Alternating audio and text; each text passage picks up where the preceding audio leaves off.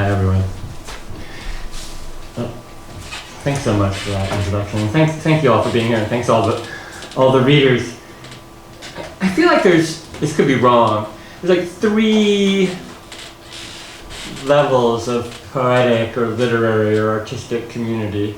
And one of them is like your local community, right? The people who live around you and sort of your comrades, and you hang out with them. In fact, you rarely talk about poetry. Your main conversation is like, can you come help me move some furniture? Or like, where are we going for dinner? But they're a really important community.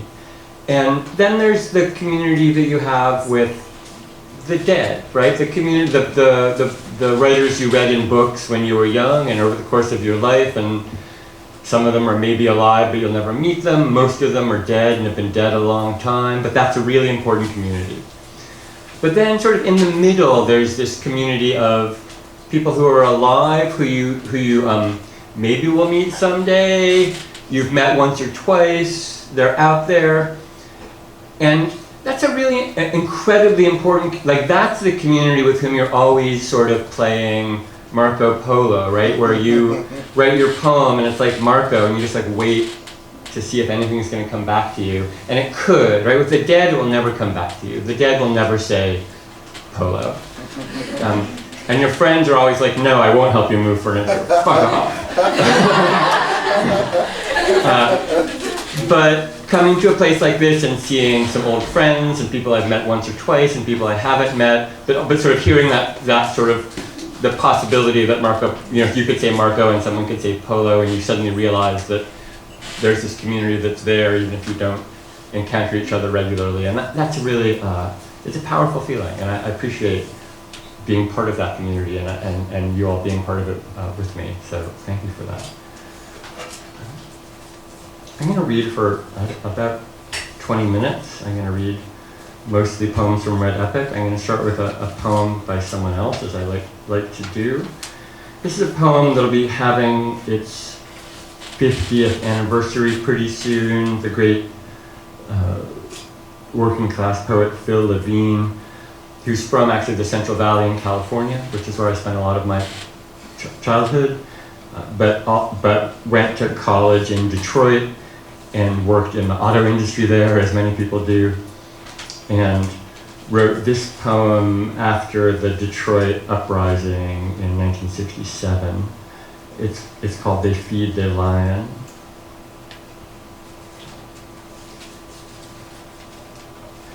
Out of burlap sacks, out of bearing butter, out of black bean and wet slate bread, out of the acids of rage, the candor of tar, out of creosote, gasoline, drive shafts, wooden dollies, they lie and grow.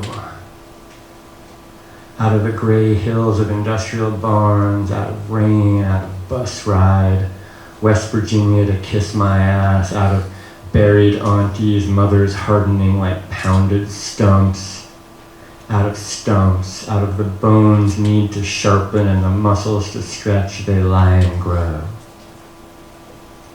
Earth is eating trees, fence posts, gutted cars. Earth is calling in her little ones, come home from pig balls, from the ferocity of pig driven to holiness, from the furred ear and the full jowl, come the repose of the hung belly, from the purpose they lie and grow. From the sweet glues of the trotters come the sweet kinks of the fist. From the full flower of the hams, the thorax of caves, from bow down come rise up, come they lion, from the reeds of shovels, the grained arm that pulls the hands, they lie and grow. From the 5 arms and all my hands, from all my white sins forgiven, they feed. From my car passing under the stars, they lion. From my children inherit, from the oak turned to a wall, they lion. From they sack and they belly opened, and all that was hidden burning on the oil-stained earth, they feed their lion, and he comes.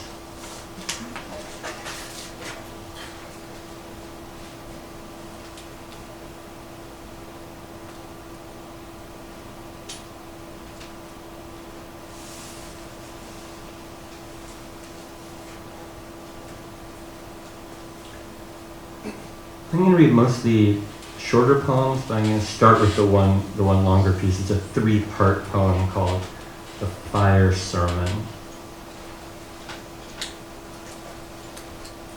The first part is called Red Epic.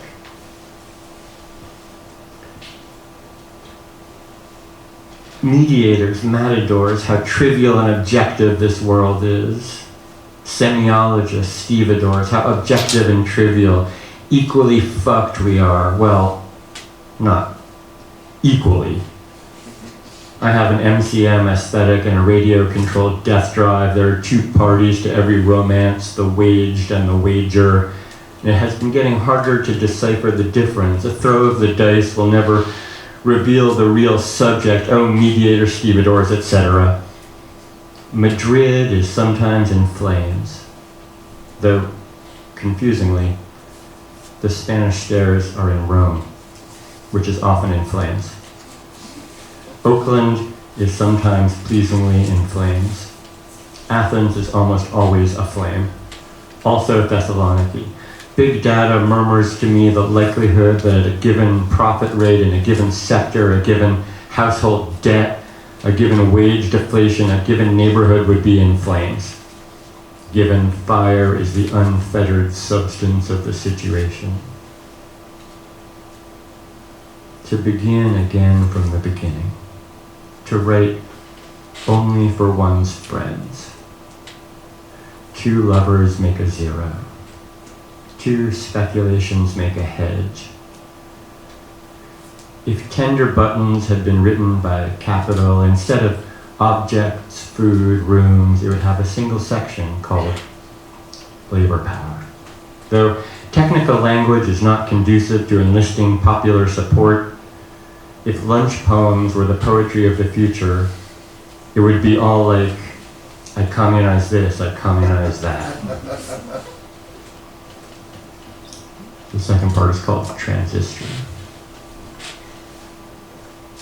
There will be a revolution or there will not.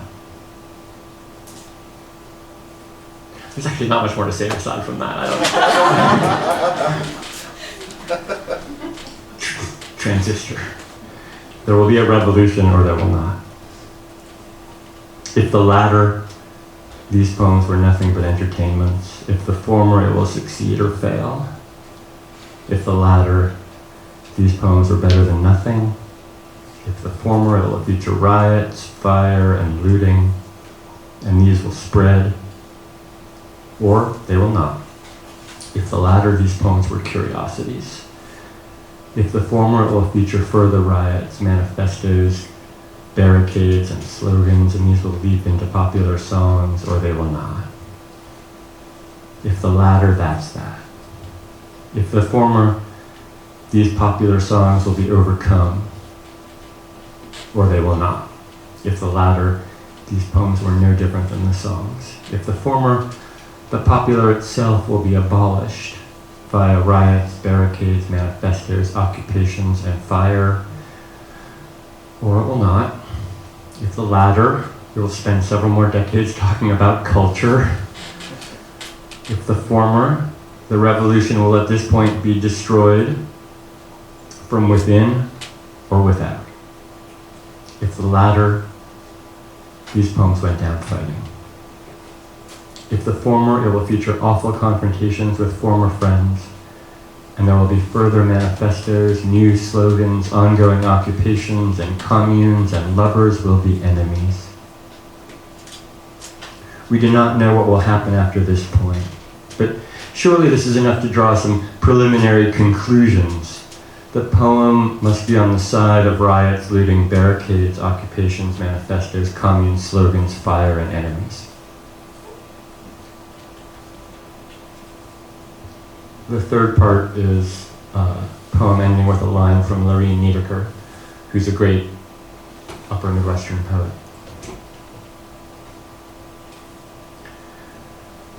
I keep my mind under my arm, where I hold my head. When I walk down to market, when I walk down to the market, the actions are social, but the mind is private. When I walk down to the inferno, the mind is private. I had a vision. The mind is privately held under my arm. When I walk, I had a dream, had a Baudelaire, had a Rimbaud. The action is social, but Apollinaire walks down, he promenades down to market, promenades in the market, walks out, walks home, walks through streets named after market towns. The names are social, but the century is private. The inferno is social, but the mind follows the head, thinks we can leave, thinks we can go down to the market and just leave, thinks we can be in it but not of it. You know all too well that the best poetry is not the least revolution. You know also that poetry is the best way available to you to affirm this truth. Now we start to see how the trap is sprung, how it was sprung and all before you were born, mind under your arm in the poetry market that exists, despite the spontaneous wailings of the poets who believe there must be no market because they cannot afford that for which they should not have to pay. The action is social, but the market exists as the secret police exist. Alas, the market will never send you to jail for your poems, though we all believed in private we were worth jailing for the terrible sedition of our dithyrambs, believed we deserved this honor in a no passaron, todos somos pussy riot kind of way. Yet the good reader geared for riot, zip ties dangling, cometh not for us. The world of the poem is the world. The world is abstract and real. The poem fails just when it is victorious because one cannot live the absolute of victory over the sun until one can, and we do. And many will die when this happens. Poetry will be renewed in the blood of the negative and dreadfully much else.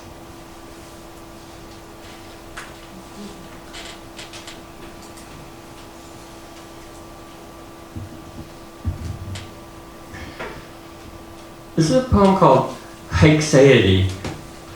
It's only sort of a real word. I'm ordinarily not inclined to give poems titles from Latin words, except it's a word that doesn't exist in English. When it gets translated, which is not very often, it usually gets translated as thisness, like the particularity of something, right? It's thisness. I'm not sure that's a great translation, but I don't have a better one. So, Haixeity.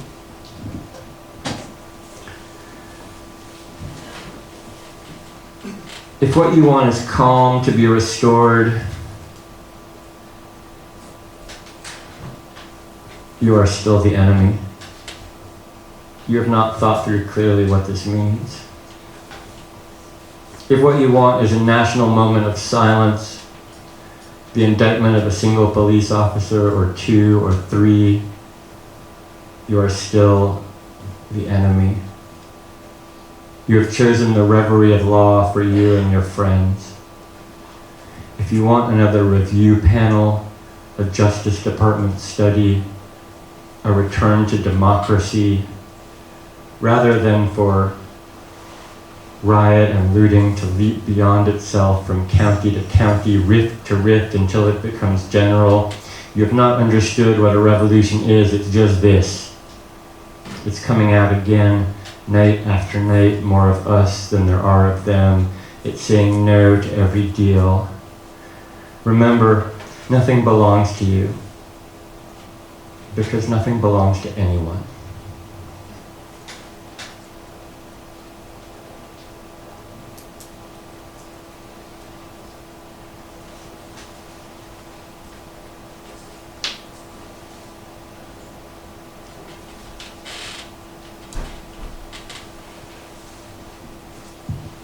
Poem I haven't read too many times, but I'm going to give it a try. It doesn't really have a title, but I usually refer to it by its first sentence, which is stop it with your strategies. Stop it with your strategies. The longest social experiment in history has been abandoned. Nobody liked it anyway. The cigarettes were awful. Now we live in cities where daily life is so sensual, one retreats into abstraction. Dirty canals, cars on fire, autumn. Under the glass and iron of the train station bar, the train station pigeons fly into your hair. You listen to a song no one will remember in 30 months. No one but this poem. This decay of the little event that happens at the point of purchase. People are departing or arriving. It's impossible to tell by looking. Like the duck rabbit that so amused the 20th century philosophers. The mind, as we know it, was developed in winter gardens, panoramas, factories, wax museums, casinos, train stations. Oh, architecture, you are the greatest art. Your content is modernity. I am an incarnation of time. I do not own my own weapons. When I go to the movies to cure my boredom, I do not wish to see boredom represented. Take that, French filmmakers. You've taken everything else. The pop years are over. Here comes China.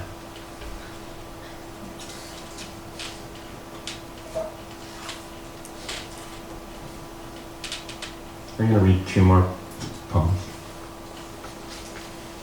This is called... Fuck. It's another poem with an annoying word in the title. This is called Metallipsis for Wien Hua. Wien Hua is a friend of mine. That doesn't need explaining. It's just a friend of mine, a wonderful poet. Metallipsis, I had to figure out what this word is myself. So I'm also, in my other life, I do scholarly work, and this means going to conferences quite often. And if anyone's been to a conference, there's the conference paper, right, where the person stands up there and it's boring. And sometimes useful, but often boring. And there's often, the problem is everyone, you have like 20 minutes to make your case about whatever it is. And everyone always feels like what they have to say is very important, so they write like an hour's worth of material and they have to get through it in 20 minutes, and sometimes they talk really fast. But often there's these sort of moves where people like sort of shuffle the papers and say like, well, I think you can see where that's going, and they skip over 14 pages. And there's all these gestures to try and save time, like, you know, as I have argued elsewhere. And I had this fantasy you could put together an academic paper that was just these kind of formulas that didn't actually have any content itself. It was just an endless series of these things claiming that there was real content in there somewhere, but you simply didn't have time to deliver at this moment. It turns out, so then I looked into what this would be called, and the technical term for this is metallipsis. So this poem is called Metallipsis for Wien Hua.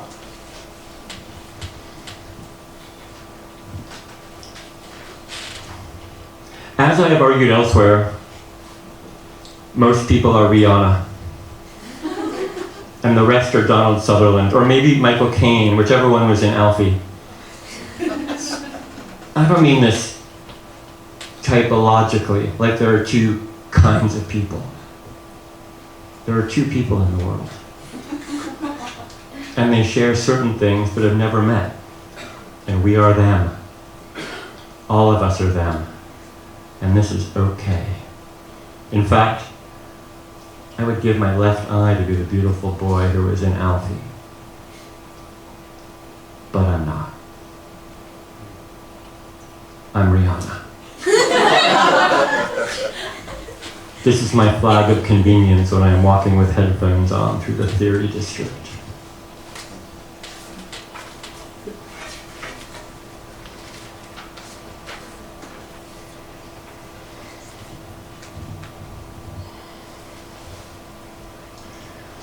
I made it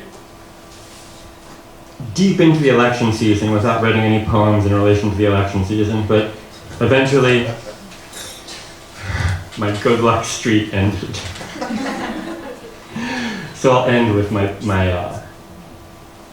poem for the election. By far my most ambitious poem. It's called I Want to Read at the White House. I want to read at the White House. I want to read poems at the White House.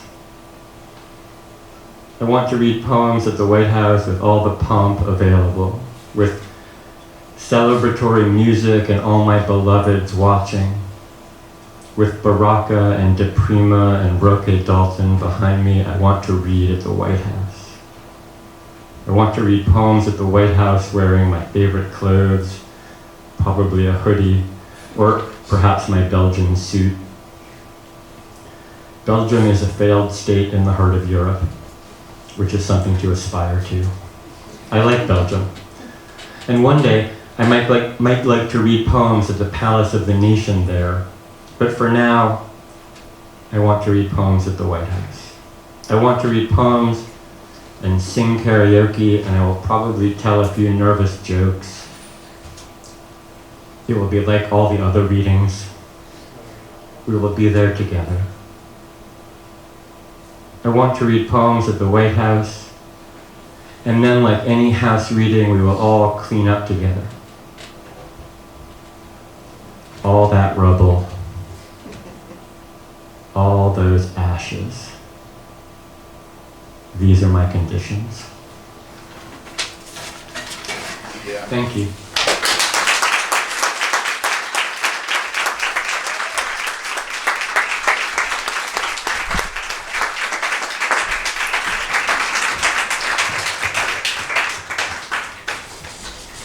Give it up one more time for Joshua. Keep it going for Beth, for Bree, for Emily, our other readers.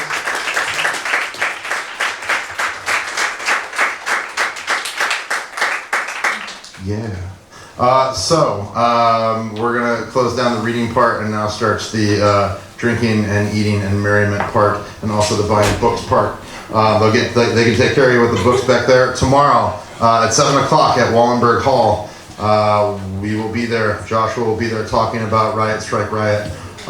Please come. It's going to be terrific. I know a lot of people have talked about it. I know like Western Illinois is bringing a group. I think St. Ambrose might be bringing a group, so there's going to be, maybe we can do like a West Side Story thing, like after the event. It'll be cool, like, yeah. It'll be great, so, but make sure you get there early because I think it might be crowded. I hope very much, I expect. Thank you all so much for being here. We'll see you tomorrow, and we'll see you in 8 days here with Matt Hart, which will be just nuts. So, thanks everybody. Get home safe. Have a good one.